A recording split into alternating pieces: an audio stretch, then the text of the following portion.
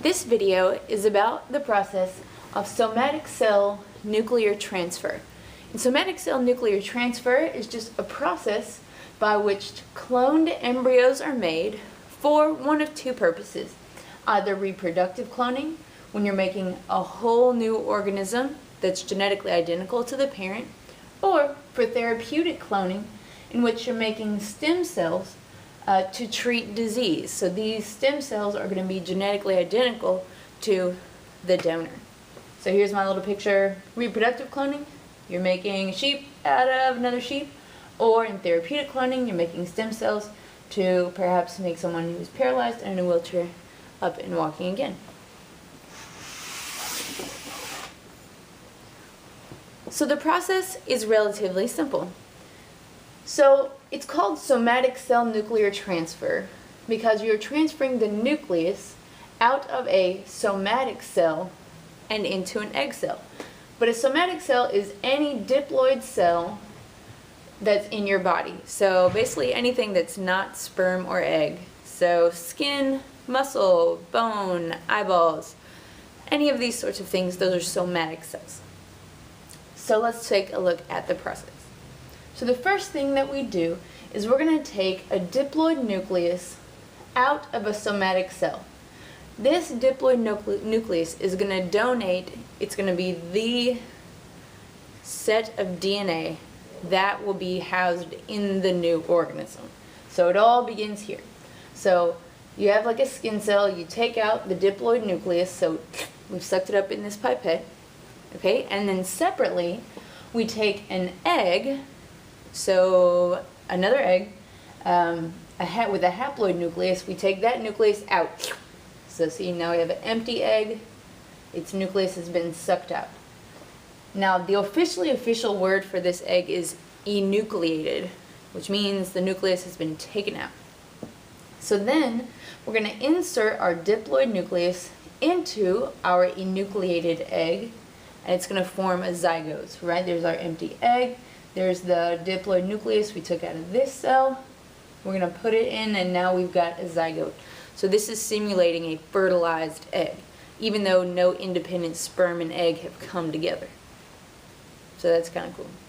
So we have a zygote, then we're going to zap this little zygote with some electric charge, and once that charge, it sort of jump starts it and starts the cell division process happening to where it grows into an embryo, right, or a ball of many undifferentiated cells. And this ball of cells this embryo is full of stem cells, right? Stem cells are undifferentiated cells, cells that do not have a job yet, but when you put them in some place, like reacts to the peer pressure and will differentiate into whatever sorts of tissues are around it. So we can use this process for reproductive cloning. So Dolly the sheep in 1996 was made using this process in reproductive cloning. So you take the diploid nucleus from a somatic cell of sheep A, and you take the enucleated egg from sheep B. You bring those together and put the cloned embryo into a surrogate. Then that embryo is going to grow into a fetus, into a full little baby sheep.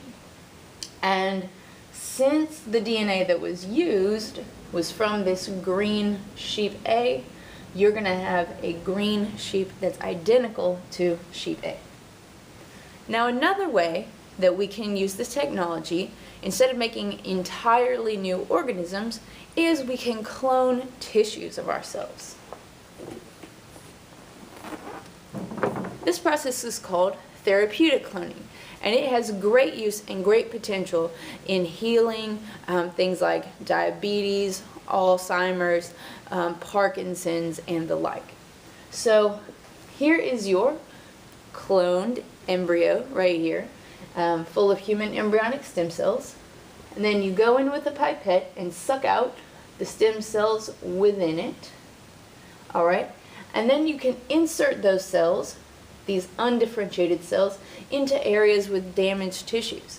So say for instance, after some manipulation, They could be used to treat the brain for things like Parkinson's disease or Alzheimer's, maybe in the spinal column to take away paralysis, maybe in the pancreas to take away diabetes. And so since stem cells fall into the peer pressure of the tissues around them, those undifferentiated stem cells are going to differentiate and they're going to form new healthy tissues.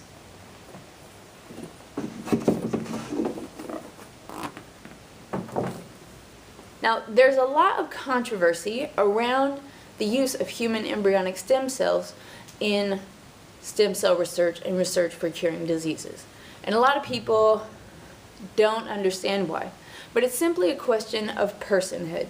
And when you think that humans have their own moral status and their own individual rights and dignity as a human. And that's a question that you have to make a decision for yourself.